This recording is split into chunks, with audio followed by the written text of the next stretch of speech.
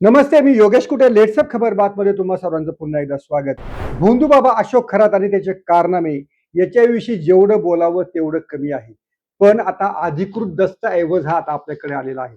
हा जो कागद आहे, हा कागद अतिशय बोलका आणि या सगळ्या त्या बाबाची पोल खोल करणार आहे. त्याच्याच एका भक्ताला, त्याच्याच एका जवळच्या माणसाला या अशोक खरातनं कितीला लुबाडलं असावं?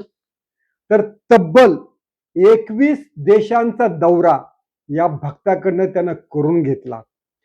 80 लाख रुपयांची मर्सिडीज गाडी त्या भक्ताकडनं लिहून घेतली. एवढंच नाही तर काही कोटी रुपये या भक्ताला त्याचा मृत्यूची भीती घालून या भोंदू बाबानं उकळले. आणि जर हे पैसे, ही गाडी, हे परदेश दौरे तू जर केले नाहीत, तर तुझा मृत्यू मी घडवून आणेल अशा प्रकारची देखील धमकी देण्यास या अशोक खरातनं कमी केलं नाही. आता हा जो कागद माझ्या हातामध्ये आहे, हा कागद आहे, हा राजेंद्र जासूद यांनी अशोक खरात यांच्या विरुद्ध दिलेल्या फिर्यादीचा. कशा प्रकारे फसवणूक महिलांचीच नाही तर भक्तांची देखील केलेली होती आणि कशा प्रकारे गंडवलं याचं सार वर्णन या एफ-आय-आर मधलं आहे. हा एफ-आय-आर वाचून अनेकांना हसू देखील येईल. लोक एवढे वेडे बनतात कसे, लोकांना एवढे वेड्यात काढलं कसं जातं, पण लोक फसतात आणि आपले खिसे देखील अशा लोकांसाठी मोकळे ठेवतात, हे देखील या एफ-आय-आर मधनं कळेल. आता दिनेश परब आणि राजेंद्र जासूद हे खरात याच्या इतके जवळचे होते की दिनेश परब हा त्या खरातला अगदी आपल्या पित्या समान मानत होता. त्यामुळं राजेंद्र जासूद यांना देखील त्या ठिकाणी थेट एंट्री होती. आता हे राजेंद्र जासूद कोण? आता हा तुमच्या शेजारी एक व्हिडिओ दिसत आहे. या व्हिडिओमध्ये खरात पूजा करताना दिसतोय. शेजारी त्याच्या पत्नी आहे आणि त्याच्या पत्नीच्या पाठीमागे जो चेहरा तुम्हाला दिसतो आहे तेच राजेंद्र जासूद आहेत. पूजा करताना, अभिषेक करतानाचा हा व्हिडिओ आहे. आता हे जे कोणी राजेंद्र जासूद आहेत, हे राजेंद्र जासूद पुणे जिल्ह्यामध्ये त्यातही शिरूर तालुक्यातलं अतिशय बडप्रस्थ आहे. रांजणगाव MIDC मध्ये या नावाला एकेकाळी वलय होतं. राजेंद्र जासूद यांच्याच विरोधात या अशोक खरातनं डिसेंबर 2025 मध्ये खंडणीचा गुन्हा दाखल केलेला होता. म्हणजे राजेंद्र जासूद यांच्या विरुद्धच एक मोठा कट आखण्याचा प्रयत्न या खरातचा होता. पण नंतर हा कट उधळला आणि आता जासूद यांनी देखील खरातच्या विरोधात कंप्लेंट दाखल केलेली आहे. आता ही जी काही कंप्लेंट आहे, ही कंप्लेंट थोडक्यामध्ये मी तुम्हाला सांगतो, म्हणजे यातलं गांभीर्य आणि खरातची मोडस ऑपरेंडी तुम्हाला लक्षात येईल.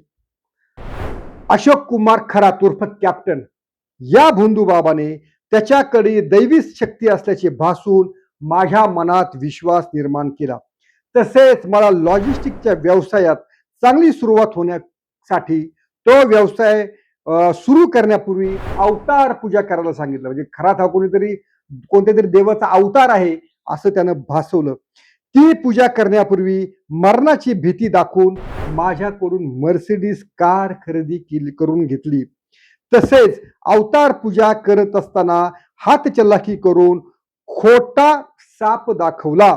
त्यानंतर परिसाची शक्ती प्राप्त होण्याकरता 21 देशांमध्ये भ्रमण करावे लागेल. जर हा धंदा वाढवायचा असेल, बरीच काहीतरी मिळवायचं असेल, तर 21 देशांमध्ये तुम्हाला घेऊन चल अशा प्रकारची गळ खरातने जासूद यांना घातली होती. तसेच हे जर 21 देश तुम्हाला फिरवले नाहीस तर ती नाग देवता तुला दंश करेल आणि तुझा मृत्यू होईल. आणि या साऱ्या प्रवासाचा खर्च या खरातनं जासूद यांच्याकडनं उकळला. आता यानं काय केलेलं आहे, हा खर्च उकळण्यासाठी 2018 ते अगदी 2024-25 पर्यंत 4 ते 5 कोटी रुपये या खरातनं जासूद यांच्याकडनं उकळलेले आहेत. बरं, हे पैसे कसे दिलेत? हे RTGS द्वारे दिलेत आणि ऑनलाईन द्वारे दिलेले आहेत. म्हणजे आता सगळा हिशोब हा राजेंद्र जासूदांकडे आहे असा देखील दावा त्यांनी या एफ-आय-आर मध्ये केलेला आहे. मग जेव्हा या अशोक खरातचं बिंग फुटलं आणि जासूद यांनी हे पैसे मागायला सुरुवात केली, तेव्हा या अशोक खरातने या जासूद यांच्या कुटुंबाला आणि त्यांना मी संपवून टाकेल अशा प्रकारची धमकी दिली. आणि याबाबत मग आता जासूद यांनी नाशिकच्या सरकारवाडा पोलीस ठाण्यामध्ये गुन्हा दाखल केलेला आहे. सगळ्यात महत्वाची जी गोष्ट आहे की ह्या जासूद आणि अशोक खरात यांची ओळख कशी आली, ही त्यातला सगळा इंटरेस्टिंग भाग आहे. तर त्यांचं म्हणणं असं आहे की यांना जगभरामध्ये लॉजिस्टिकचा व्यवसाय सुरू करायचा होता. 2018 मध्ये त्यांनी यासाठी दिनेश परब हा जो त्यांचा मित्र आहे, या दिनेश परबच्या मार्फत नाशिकच्या सिन्नर तालुक्यातील मिरगाव येथील ज्योतिष बघणारे व मंत्रतंत्र अडचणी दूर करून तोडगा देणारे बाबा नामे अशोक कुमार याचा सल्ला घेण्यासाठी दिनेश परब यांनी या जासूद यांना सांगितलेलं होतं. त्याप्रमाणे दिनेश परब आणि जासूद हे जून 2018 यामध्ये नाशिक या ठिकाणी त्यांना भेटले आणि लॉजिस्टिकचा व्यवसाय सुरू करण्यासाठी आशीर्वाद किंवा सल्ला घेतल्या. आता यासाठी जी काही अवतार पूजा त्यांनी करायला सांगितलेली होती, ही अवतार पूजा करण्यासाठी आणि या व्यवसायाला पॉवर देण्यासाठी मी तुला जगातील 3 वेगवेगळ्या देशात वर्षातून 2 भेटी जर तू मला घडवून दिल्या तर तुला हा व्यवसाय अतिशय चांगल्या रीतीने करता येईल. त्यामुळं हे सगळे परदेश दौरे सगळे सुरू झालेले होते. यातली इंटरेस्टिंग बाब अशी आहे की हा बाबा त्या राजेंद्र जासूदांना असं म्हणाला की मला ग्रीनलँडमध्ये घेऊन चल. ग्रीनलँड तुम्हाला माहिती आहे की एक ते उत्तर ध्रुवावरचा टोकावरचा देश आहे. या ग्रीनलँडवरनच मी म्हणे स्वर्गाला जाणार आहे आणि मी काही परत येणार नाही. मग हे त्याला ग्रीनलँडला घेऊन गेले आणि तेथून मला ईश्वरी संकेत मिळणार आहेत आणि मी तेथूनच त्या ठिकाणी स्वर्गाला मी जाईल असं या बाबानं त्यांना सांगितलेलं होतं. पण बाबा चालू होता, बाबा चलाक होता. त्यानंतर जेव्हा तो असं स्वर्गात जायला असं म्हणू लागला तेव्हा दिनेश आणि जासूद यांनी त्यांना अशी विनंती केली की बाबा तुम्ही स्वर्गात जाऊ नका. आणि ही विनंती मान्य खरादने केली आणि तो असं म्हणाला की मला तुमच्यासारखे भक्त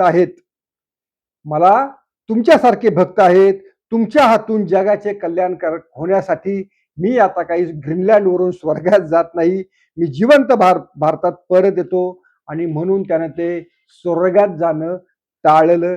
असा देखील एक भयानक आणि हास्यास्पद किस्सा देखील या FIR मध्ये आहे. ही जी नागदेवता आहे, या नागदेवतेचं दर्शन देखील या खरातनं त्यांना घडवलेलं होतं. आणि तुम्हाला माहिती आहे एक तो प्लॅस्टिकचा नाग होता, अंधारामध्ये हा प्लॅस्टिकचा नाग दाखवायचा, त्याचीच भीती घालायचा. आणि अशीच भीती घालून त्यांनी राजेंद्र जासूद यांच्याकडनं सगळे हे 4 ते 5 कोटी रुपये उकळलेले आहेत. नंतर या अवतार पूजेची उत्तर पूजा देखील करायला लावलेली होती. ही जर उत्तर पूजा केली नाही तर तुझा संकल्प सिद्धीला जाणार नाही असं देखील सांगितलं होतं. पण बाबा चालू होता. त्यानं उत्तर पूजा करायला टाळाटाळ सुरू केली, कारण पुढचे पैसे वसूल करता यावेत म्हणून. आणि जेव्हा पूर्ण पैसे मिळाले, मर्सिडीज त्याच्या नावावर करून मिळाली, तेव्हाच या बाबानं कथित उत्तर पूजा केली असं सारं या FIR मध्ये आहे. आता या बाबाच्या विरोधात खंडणीचा गुन्हा दाखल झालेला आहे, फसवणुकीचा गुन्हा दाखल झालेला आहे. आणि आता हेच राजेंद्र जासूद आता या सगळ्या प्रकरणामध्ये मुख्य साक्षीदार बनणार आहेत. त्यामुळं या बाबाचे कारनाम्याची एक झलक या राजेंद्र जासूद यांच्या मार्फत मिळते आहे.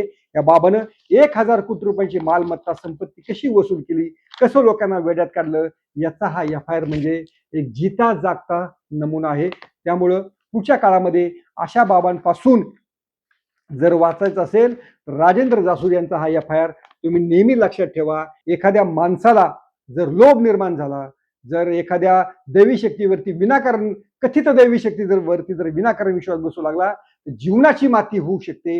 हेच राजेंद्र जासूद यांच्या FIR मधनं दिसून येत आहे. आता या प्रकरणामध्ये आणखीन पुढचे अपडेट्स आहेत. केवळ आर्थिक फसवणूक नाही तर या महिलांच्या शोषण करण्यापर्यंत हा बाबा गेलेला होता. आणि हेच या साऱ्या महाराष्ट्राचं मोठं आता दुखणं होऊन बसलेलं आहे. या निमित्तानं अशा बाबांपासून सावध राहण्यासाठीच मला वाटतं आता ही योग्य वेळ आलेली आहे. एवढं मात्र निश्चित. पाहत राहा लेट्स अप मराठी.